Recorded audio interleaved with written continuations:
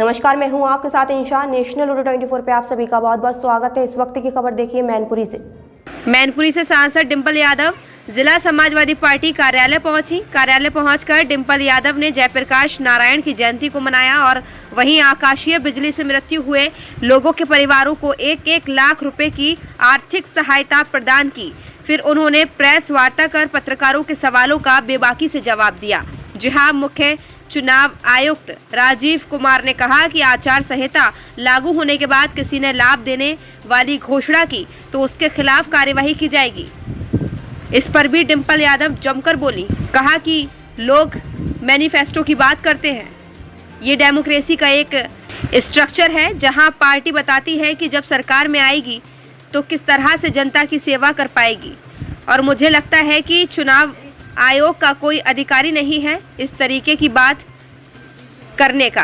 JPNIC के gate पर LDA के ताला लगाए जाने पर अखिलेश यादव फांद कर गए थे अंदर, जिस पर डिंपल यादव बोली, लोकनायक के रूप में जाने गए हैं जयप्रकाश नारायण, क्योंकि वह समाजवादी लीडर थे और एक क्रांतिकारी लीडर थे, एक सच्चे राष्ट्रवादी नायक थे। मैं समझती हूँ जो समाजवादी पार्टी द्वारा JP इंस्टीट्यूट बनाया गया, ना तो ये समाजवादी पार्टी के पैसे से बना है, ये सिर्फ जनता के पैसे से बना है और जनता को समर्पित करने के लिए बना है, जिससे जनता जान सके कि देश के नेता कैसे थे, उनसे इंस्पिरेशन मिले, युवा पीढ़ी जान पाए। लेकिन बीजेपी वाले नहीं चाहते हैं कि क्रांतिकारी लोग, राष्ट्रवादी लोग, जो सच्चे समाजवादी लोग थे, जो देश के लिए लड़े, जो देश को सही दिशा दिलाना चाहते थे और दिलाना चाहते हैं, इस तरह की छोटी हरकतें करके वह एक बहुत छोटी नीचे स्तरीय का एग्जाम्पल दे रहे हैं। इंडिया गठबंधन अलायंस पर बोली डिंपल यादव। जहां पूरे देश में इंडिया का गठबंधन है, वहीं उत्तर प्रदेश में PDA यानी पिछड़ा दलित का जो अलायंस है, मैं समझती हूं बीजेपी वाले असली तौर पर PDA अलायंस से घबराए हुए हैं। जब कांग्रेस सत्ता में रही तब OBC याद नहीं आया। केंद्रीय मंत्री गिरिराज सिंह के बयान पर भी डिंपल यादव जमकर बोली। रिपोर्ट देखिए आमिर अली के साथ। अनुमति चाह रहे थे जाने के लिए, इतना सरकार घबरा गई कि मजबूर हो गए, उन्हें दीवार फांद के जाना पड़ा। बड़ा हंगामा कर रहे हैं, कोई अपराध कर दिया उन्होंने क्या? क्योंकि लोकनायक जिनके जो जाने गए हैं हमारे आदरणीय जयप्रकाश जी, क्योंकि वो एक समाजवादी लीडर थे, एक क्रांतिकारी लीडर थे और एक सच्चे राष्ट्रवादी नायक थे। तो मैं समझती हूँ जो समाजवादी पार्टी द्वारा जो JP इंस्टीट्यूट जो बनाया गया है जयप्रकाश नारायण जी का, तो ना तो ये लोग, और यह समाजवादी पार्टी के पैसों से नहीं बना, ये जनता के पैसों से बना है और ये जनता के समर्पित करने के लिए बना है। जैसे जनता जाने कि हमारे देश के लीडर्स कैसे थे, हमारे देश के नेता कैसे थे और उनसे एक हमें इंस्पिरेशन मिले, उनसे युवाओं को एक इंस्पिरेशन मिले और जो हमारी नई पीढ़ी के लोग हैं वो जान पाए और उन्हीं के दिखाए हुए मार्ग पे चल पाए। तो भाजपा वाले नहीं चाहते हैं कि जो सच्चे क्रांतिकारी लोग थे, जो सच्चे राष्ट्रवादी लोग थे, जो सच्चे समाजवादी लोग थे, जिन्होंने देश के लिए लड़े और जो देश को सही दिशा दिलाना चाहते हैं, तो इस तरह की छोटी हरकतें कर वह एक बहुत ही निच्च स्तरीय एग्जाम्पल दे रहे हैं। इंडिया गठबंधन से क्या भाजपा घबराई हुई है? इसी वजह से ये जहाँ पूरे देश में इंडिया ब्लॉक का गठबंधन है, वहीं उत्तर प्रदेश में PDA यानी पिछड़ा दलित का जो अलायंस है, मैं समझती हूँ भाजपा वाले असली तौर पे PDA अलायंस से घबराए हुए हैं। संसद जी, केंद्रीय मंत्री गिरिराज सिंह ने कहा है कि जब कांग्रेस सत्ता में थी तब उन्हें OBC याद नहीं आया, अब OBC याद आया। समाजवादी पार्टी की हमेशा से यह मजबूती के साथ डिमांड रही है कि कास्ट सेंसस होना चाहिए। आज हम महिलाओं को आरक्षण देने जा रहे हैं, लेकिन इसमें भी OBC महिलाएं, माइनॉरिटीज़ की महिलाएं का हक और सम्मान और अधिकार की बात नहीं हो रही है। ये लोग नहीं चाह रहे हैं कि सब लोग, पूरा देश आगे बढ़े और सभी जाति के लोग, सभी धर्म के लोग आगे बढ़े। ये देश में बंटवारा करने की स्थिति पैदा करना चाह रहे हैं और देश की जनता को एक ऐसा वातावरण दे रहे हैं जहाँ पे लोग भय में जिए, जो काल्पनिक है, जो सच्चाई नहीं है। गठबंधन के आपके सहयोगी हैं कांग्रेस, पहले गठबंधन के सहयोगी जो कांग्रेस दल है, पहले ये भाजपा वाले पप्पू कह के राहुल गांधी को नामित कर दिए, अब तो उनको थोड़ा रावण की परिभाषा दे दी, तो क्या समझा जाए? रावण ने तो साम्राज्य स्थापित किया, अब ये गठबंधन इकट्ठा होके मोदी को एक जो मूलभूत के जो सवाल थे, जहाँ हम अच्छी शिक्षा अपने बच्चों को, अच्छा स्वास्थ्य अपने परिवार को, और जो सरकार की भी जिम्मेदारी है, जो ये पूरी तरह विफल रही है, जहाँ वो रोज़गार देने में विफल रही है, जहाँ वो आर्मी में यानी फ़ौज में नौकरी देने में विफल रही है, और जो यह एक योजना आई है जो अग्निवीर बनाएगी, जिसके बारे में कोई भी क्लियर पिक्चर नहीं है, तो मैं समझती हूँ। और जहाँ यह सरकार के जो वेल्थ है,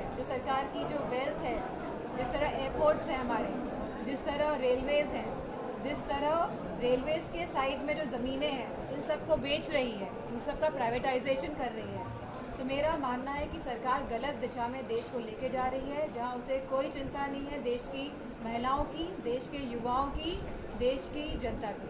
अखिलेश यादव के खिलाफ एनडीए मुकदमा दर्ज कराने जा रहा है कि उन्होंने नियम विरुद्ध गेट प्रदान कर मूर्ति पे माल्यार्पण कर दिया, क्या ये सही है? क्या ये उनका ये सरकार चाहे तो कुछ भी कर सकती है।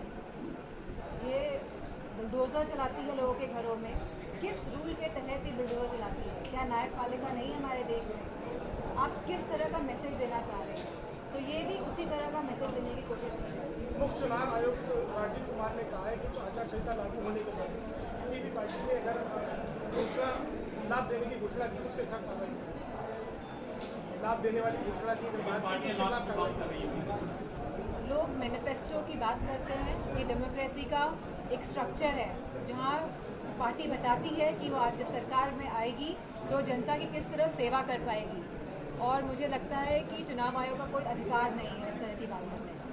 मैडम, ब्लैक मनी की बात होती है तो I don't think so black money का और आज बताइए। आपने आश्रितों को दैवीय आपदा में हुए आश्रितों को चेक वितरण किए, उसमें एक रोडवेज कंडक्टर भी था जिसके घर जाके आप क्या कुछ आर्थिक सहायता की है? जो आर्थिक सहायता है उस पार्टी द्वारा कर दी गई है, और हम खुद जाएंगे उनके घर में। जो आप लोग कह रहे हैं कि जो कंडक्टर वाला जो किस्सा है, हमें संज्ञान में आया था, उनके परिवार से भी बात हुई है। अभी कल एसपी सिंह बघेल आए, आप कान में आप वो है पत्रकार हैं आप? हाँ, तो आप अपना अलग सवाल पूछे, कान में कुछ बताइए मत।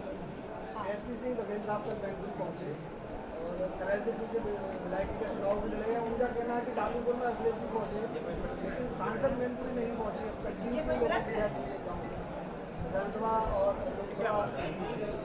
मैं काफ़ी जगह गई हूँ करैल में, और ये खुद ही एक टूरिस्ट की तरह आते हैं मैनपुरी में, और इस तरह की गलत धारणा और भावना के साथ आते हैं, क्योंकि इन्होंने कोई काम नहीं किया है, जनता की सेवा नहीं की है। जो इनका जो रिस्पॉन्सिबिलिटी है, जो इनका धर्म है, ये जनता के बीच जाए, जनता के कष्टों का निवारण करें, जो इन्होंने नहीं किया है, तभी इस तरह की बातें करके जनता में गलत मैसेज देने की कोशिश कर रहे हैं। 2024 में आपके चुनाव की स्ट्रेटेजी क्या होगी?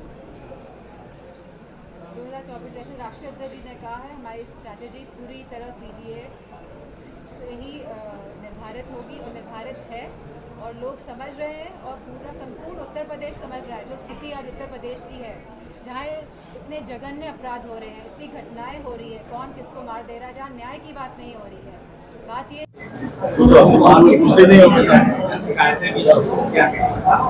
नहीं, लोग बड़े परेशान हैं, जहाँ इलाज के सवाल आ रहा है, और जहाँ आकस्मिक कार्यों से लोगों की मृत्यु हो रही है, और जहाँ सरकार किसी भी तरह की सुविधा और ना ही किसी भी तरह का सपोर्ट कर रही है लोगों को, तो हम जितना हमसे हो पा रहा है हम उतना कोशिश कर रहे हैं लोगों की सहायता करने का। जन लोक नायक जयप्रकाश नारायण भी राष्ट्रीय अध्यक्ष ने लखनऊ अनुमति चाह रहे हैं जाने की, सरकार घबरा रही है कि मजबूर हो गए नेपाल मान के जाना और थोड़ा हंगामा कर रहे हैं, कोई अपराध कर दिया हुआ? क्योंकि लोकनायक जिनके जो जाने गए हैं हमारे आदरणीय जयप्रकाश जी, क्योंकि वो एक समाजवादी लीडर थे, एक क्रांतिकारी लीडर थे और एक सच्चे राष्ट्रवादी नायक थे। तो मैं समझती हूँ जो समाजवादी पार्टी द्वारा जो जेपी इंस्टीट्यूट जो बनाया गया है जयप्रकाश नारायण जी का, तो ना तो ये लोग, और यह समाजवादी पार्टी के पैसों से नहीं बना है, जनता के पैसों से बना है और ये जनता के समर्पित करने के लिए बना है। जैसे जनता जाने कि हमारे देश के लीडर्स कैसे थे, हमारे देश के नेता कैसे थे और उनसे एक हमें इंस्पिरेशन मिले, उनसे युवाओं को एक इंस्पिरेशन मिले और जो हमारी नई पीढ़ी के लोग हैं वह जान पाए और उन्हीं के दिखाए हुए मार्ग पे चल पाए।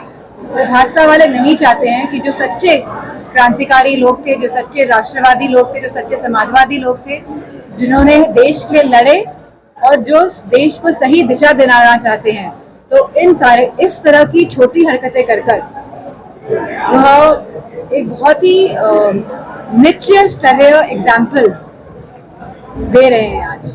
इंडिया गठबंधन से क्या लड़ाई हुई है इसी वजह से? जहां पूरे देश में इंडिया ब्लॉक का गठबंधन है, वहीं उत्तर प्रदेश में पीडीए यानी पिछड़ा दलित का जो अलायंस है, मैं समझती हूँ भाजपा वाले असली तौर पे पीडीए अलायंस से घबराए हैं। सांसद जी, केंद्रीय मंत्री गिरिराज सिंह ने कहा है कि जब कांग्रेस सत्ता में थी तब उन्हें ओबीसी याद नहीं आया, अब ओबीसी याद आ रहा है। समाजवादी पार्टी की हमेशा से यह मजबूती के साथ डिमांड रही है कि कास्ट सेंसस होना चाहिए। आज हम महिलाओं को आरक्षण देने जा रहे हैं, लेकिन इसमें भी ओबीसी महिलाएं, माइनॉरिटीज की महिलाएं का हक और सम्मान और अधिकार की बात नहीं हो रही है। ये लोग नहीं चाह रहे हैं कि सब लोग, पूरा देश आगे बढ़े और सभी जाति के लोग, सभी धर्म के लोग आगे बढ़े। ये देश में बंटवारा करने की स्थिति पैदा करना चाह रहे हैं और देश की जनता को एक ऐसा वातावरण दे रहे हैं जहाँ पे लोग भय में जिए, जो काल्पनिक है, जो सच्चाई नहीं है।